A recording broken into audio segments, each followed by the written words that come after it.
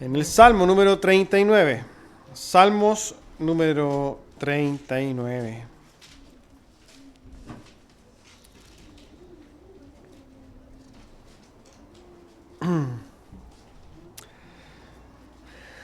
Para efectos, ¿no?, de esta predicación, vamos a leerlo completo. Es corto, no es largo, pero es necesario quizás abarcarlo completamente porque el mensaje se redondea en todo el Salmo. Dice así la palabra del Señor. Yo dije, atenderé a mis caminos, para no pecar con mi lengua. Guardaré mi boca con freno, en tanto que el impío esté delante de mí. Enmudecí con silencio, me callé aún respecto de lo bueno, y se agravó mi dolor. Se enardeció mi corazón dentro de mí, en mi meditación se encendió fuego. Y así proferí con mi lengua. Hazme saber, Jehová, mi fin. Y cuánta sea la medida de mis días, sepa yo cuán frágil soy. He aquí, diste a mis días término corto, y mi edad es como nada delante de ti. Ciertamente es completa vanidad todo hombre que vive. Ciertamente como una sombra es el hombre. Ciertamente en vano se afana, amontona riquezas y no sabe quién las recogerá. Y ahora, Señor, ¿qué esperaré? Mi esperanza está en ti. Líbrame de todas mis transgresiones. No me pongas por escarnio del insensato. Enmudecí, no abrí mi boca, porque tú lo hiciste. Quita de sobre mí tu plaga. Estoy consumido bajo los golpes de tu mano. Con castigos por el pecado corriges al hombre y deshaces como polilla lo más estimado de él. Ciertamente vanidad es todo hombre. Oye mi oración, oh Jehová, y escucha mi clamor. No calles ante mis lágrimas, porque forastero soy para ti y advenedizo como todos mis padres. Déjame y tomaré fuerzas antes que vaya y perezca. Amén, hermanos. Tome asiento.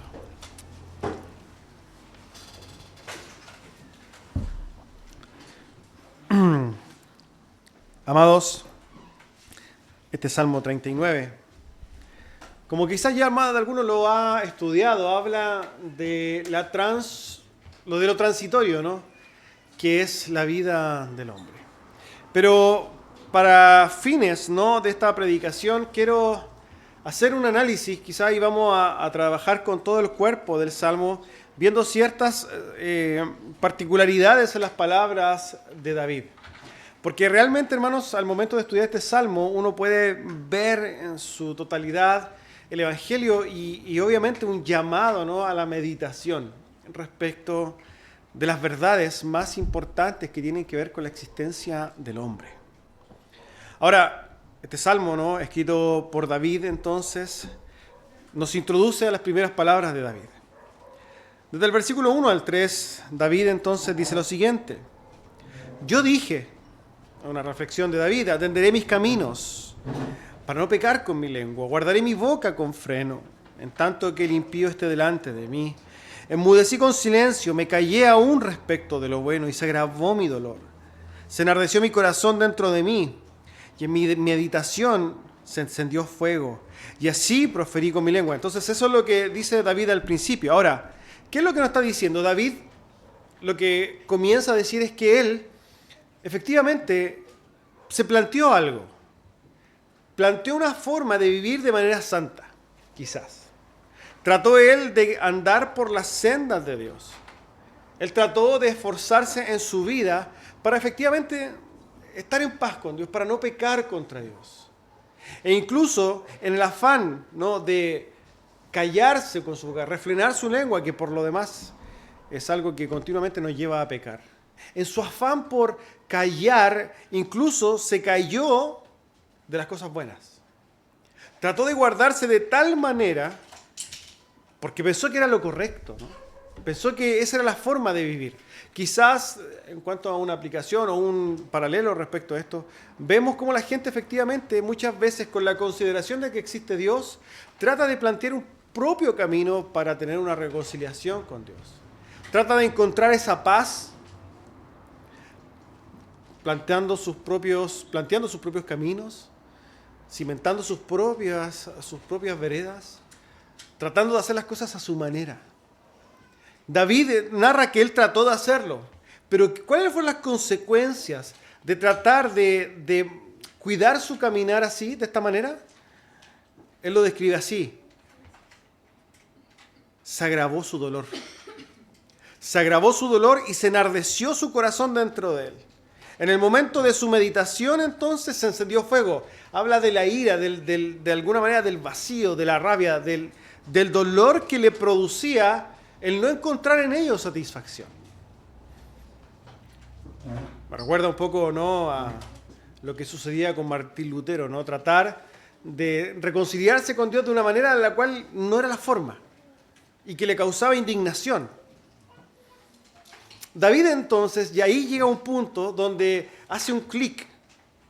Cuando encuentra entonces ese dolor, cuando encuentra esa indignación, cuando encuentra un momento en el que no hay salida, no hay bienestar, no hay paz, absolutamente nada de eso, entonces ahí él ahora cambia, ¿no?, su forma de relacionarse con Dios y clama a Dios. Ahora, deja de esforzarse David para ahora dirigirse directamente a Dios. Y ahí entonces David clama a ese Señor y comienza a hablarle desde el versículo 4 en adelante. Y no son poco significativas las palabras de David. Todo lo contrario, son muy significativas. ¿Por qué? Porque David, ahora en su dolor, en su angustia, él va a dirigirse a Dios y lo va a hacer desde una manera muy, pero muy reflexiva respecto del propósito mismo de la vida, de lo transitorio que es la vida, hermanos. Lo que hace David es maravilloso porque fíjense lo que dice.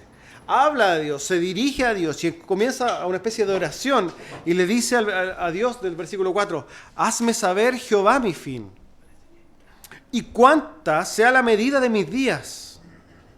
Sepa yo cuán frágil soy. He aquí diste a mis días término corto, y mi edad es como nada delante de ti. Ciertamente es completa vanidad todo hombre que vive.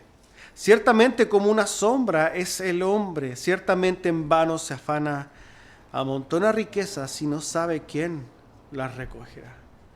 Es impresionante lo que hace David.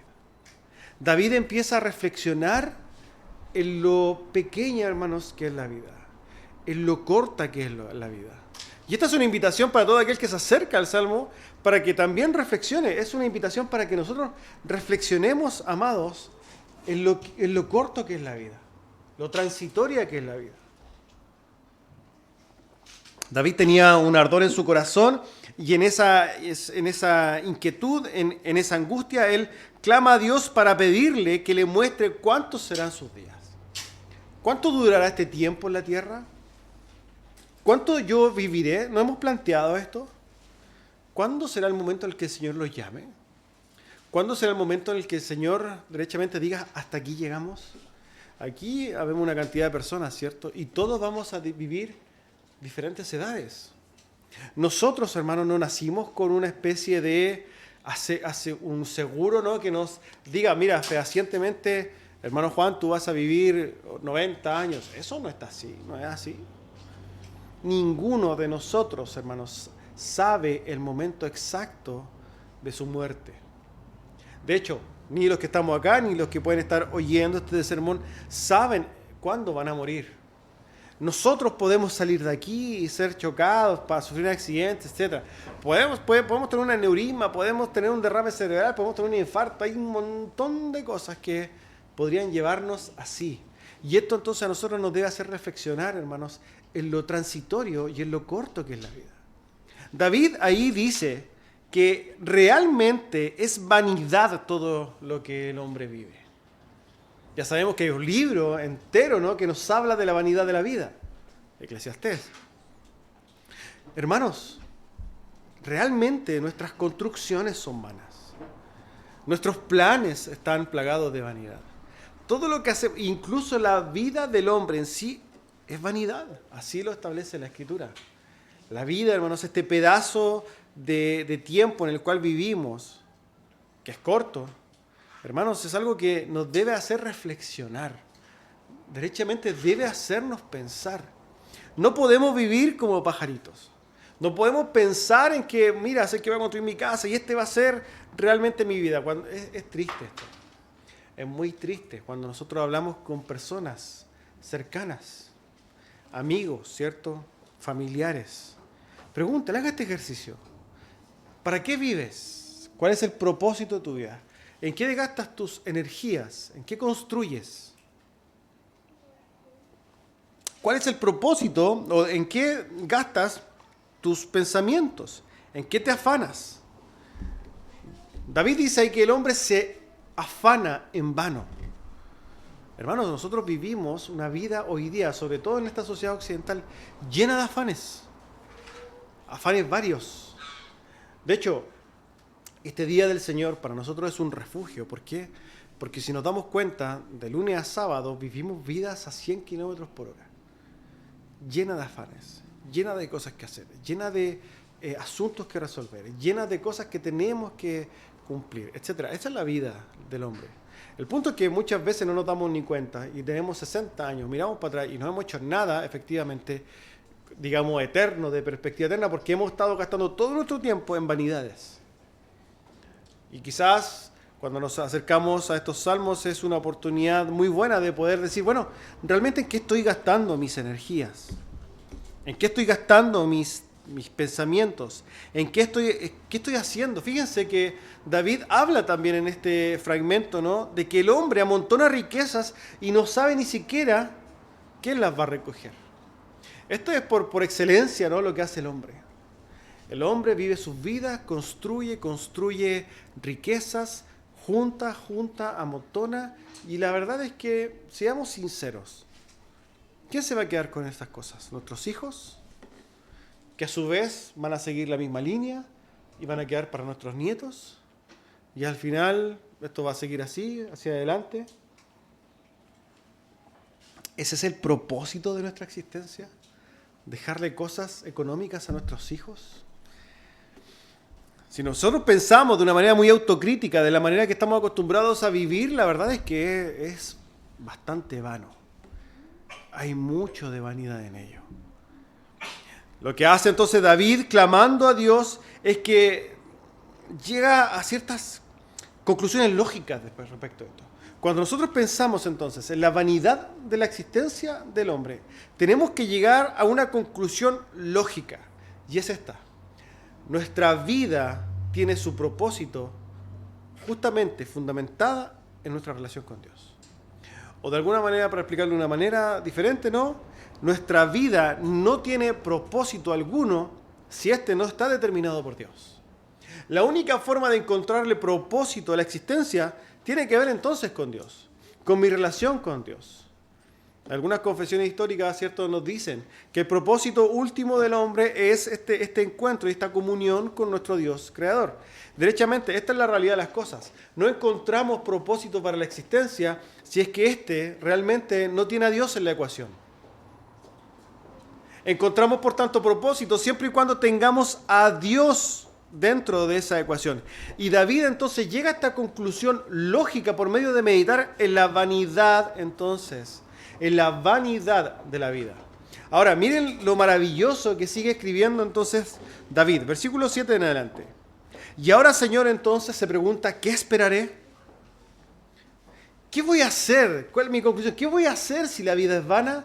Él dice entonces y declara, mi esperanza está en ti.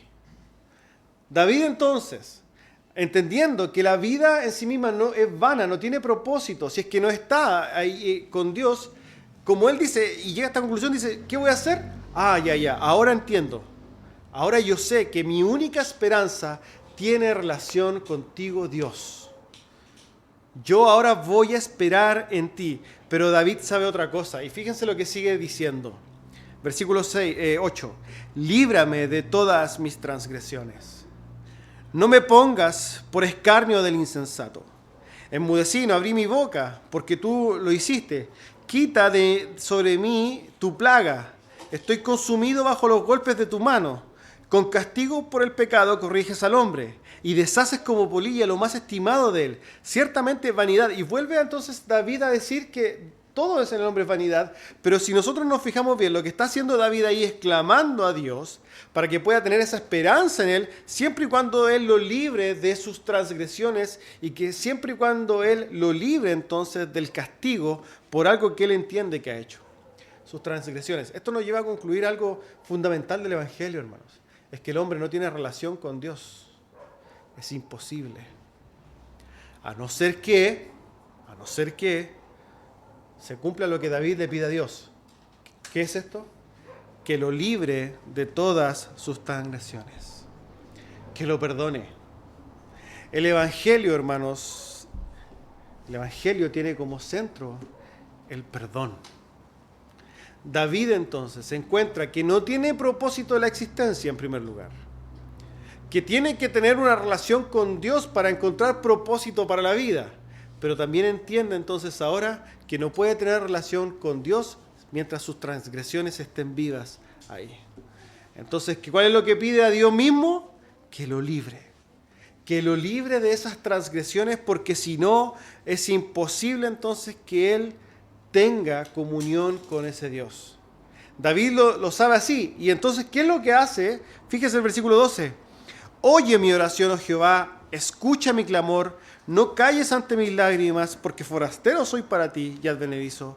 Como todos mis padres, déjame tomar fuerzas antes que vaya y perezca. Lo que está haciendo David ahí entonces es hacer un clamor de misericordia.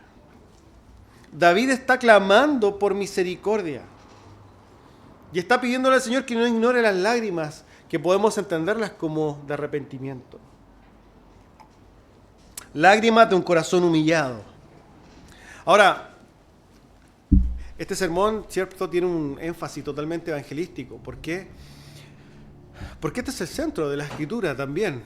El centro de la Escritura es Cristo, pero Cristo trae consigo el Evangelio. Si nosotros nos fijamos, el Evangelio está claramente establecido aquí en este Salmo. ¿Por qué? Porque David clama a Dios por perdón. ¿Perdón de qué, diría alguien? ¿Por qué tendría que Dios perdonarnos? David, el hombre conforme al corazón de Dios, clama a Dios para que lo libre ¿de qué? De transgresiones. ¿Transgresiones? ¿El hombre conforme al corazón de Dios? Sí. Porque David era un pecador, ¿cierto? David era un hombre y fue un hombre pecador. Un hombre pecador tal como tú y como yo. Un hombre que también entiende que no tiene relación, imposible tener relación con Dios mientras esas transgresiones estén ahí. Y nosotros tenemos esas transgresiones. El Señor dejó su ley, su gloriosa ley. Define el pecado como la transgresión de esa ley, los 10 mandamientos. Y nosotros hemos transgredido esa ley y lo seguimos haciendo día a día. El Señor entonces muestra por medio de su palabra que todo aquel que transgrede la ley se transforma en un pecador. Y que el pecado nos separa de Dios. Un Dios santo, un Dios justo, un Dios bueno no puede tener comunión con un hombre pecador. David lo entendía. ¿Y qué hizo? Se humilló para pedir perdón. Se humilló para clamar a Dios. Pero encontramos un problema muy, pero muy grande. Hemos establecido que Dios es justo. Hemos dicho y declaramos que Dios es justo. Y cuando hablamos de la justicia de Dios, hay una verdad que debemos recordar siempre. La justicia de Dios responde a este hecho. Dios le dará a cada uno lo que merece. Eso es la justicia de Dios. Dios le dará a cada uno lo que merece. Ahora tenemos que preguntarnos nosotros y reflexionar en esto, ¿por qué no? ¿Qué merecemos de Dios? ¿Merecemos de Dios un abrazo de felicidades? ¿Merecemos de Dios nosotros cariños, bendiciones? ¿Merecemos nosotros de Dios prosperidad y felicidad? ¿Qué merecemos de Dios nosotros, pecadores? La Escritura nos narra, nos muestra a nosotros como enemigos de Dios. Por tanto, lo que merecemos nosotros de Dios es castigo, es justicia, es ira. Generalmente nosotros siempre establecemos una verdad. El Evangelio son buenas noticias. Buenas noticias. Y alguien podría decir, bueno, ¿sabe qué? Lo que hasta el momento yo he escuchado del pastor predicando hoy día son puras malas noticias. Somos pecadores, no tenemos ninguna posibilidad de comunión con Dios. Si no tenemos comunión con Dios, no hallamos propósito en la vida y por tanto nuestra existencia es una soberana y total vanidad. ¿Qué vamos a hacer entonces? Hermanos, hoy día conversaba con una niña y le preguntaba, ¿por qué vino Cristo? Lo que ella pensaba es que todos éramos hijos de Dios y que todos nos íbamos a ir al cielo. Es una pregunta válida entonces. Si todos somos buenos, ¿para qué vino Cristo? ¿Cuál es el propósito de que Cristo haya venido? No había respuesta. Obviamente no había respuesta. Pero nosotros sí tenemos respuesta para eso. Jesucristo no solamente vino, no podemos decir solamente Jesús vino. Dios vino. Dios se hizo carne en Cristo. Cristo, para nosotros, ¿cierto? Es Dios mismo. Dios mismo, en su forma, ¿cierto? Podríamos decir humana, caminó con nosotros de manera perfecta, en santidad, en obediencia absoluta, sin mancha y sin pecado, hermanos, con una naturaleza gloriosa, perfecta y santa. Y no solamente eso, sino que lo que hizo Jesucristo es subir a la cruz del Calvario. ¿Para qué? Para pagar en esa cruz nuestras maldades. Romanos 3 dice, desde el versículo 20 en adelante, que Dios el Padre puso al Hijo como propiciación por nuestras culpas y nuestros pecados. La propiciación significa aplacar la ira, apagar esa ira.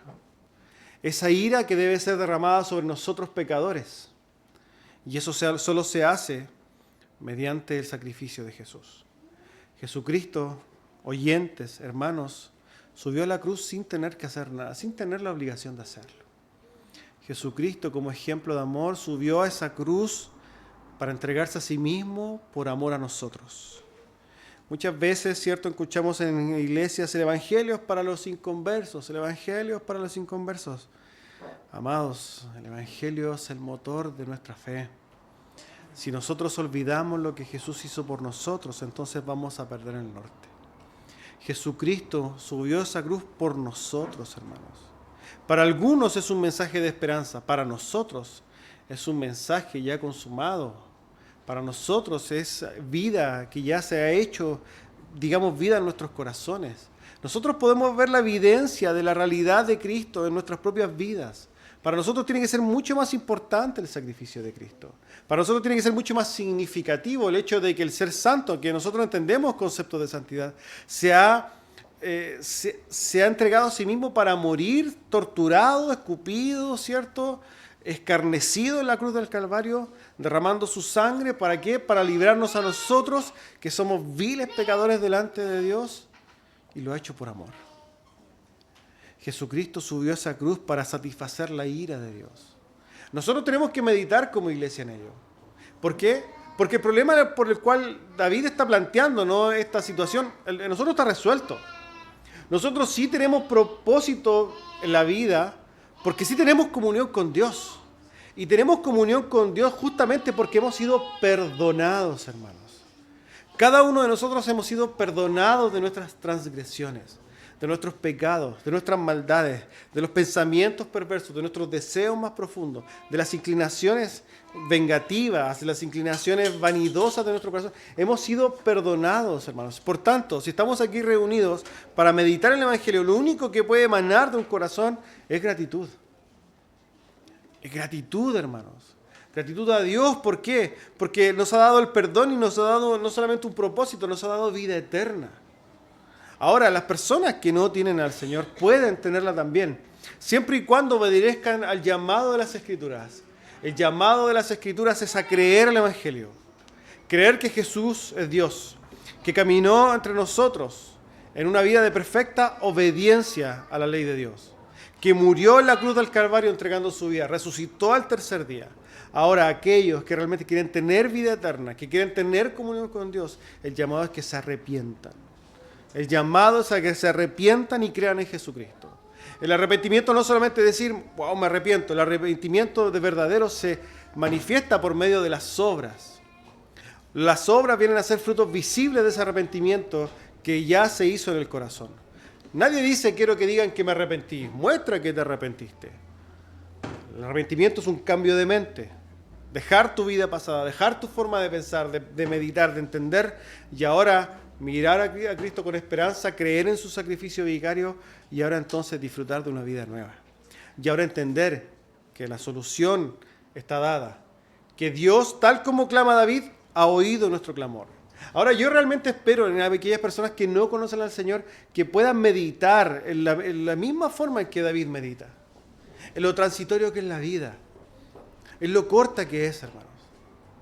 Yo tengo 41 años y no me di cuenta cuando los cumplí.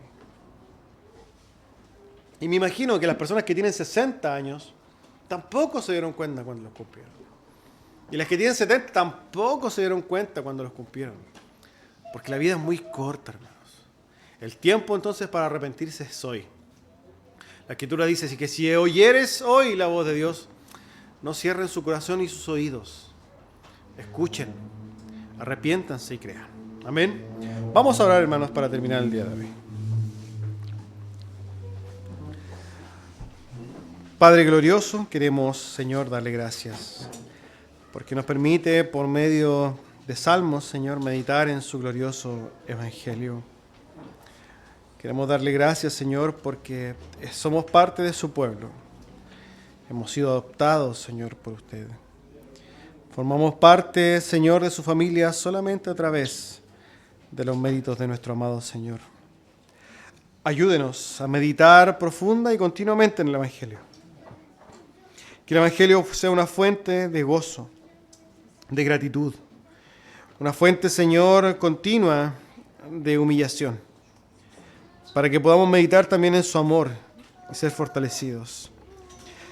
De cómo podemos disfrutar de su favor y de su gracia gloriosa. Le damos gracias, Señor. En el nombre de su Hijo amado Jesús. Amén.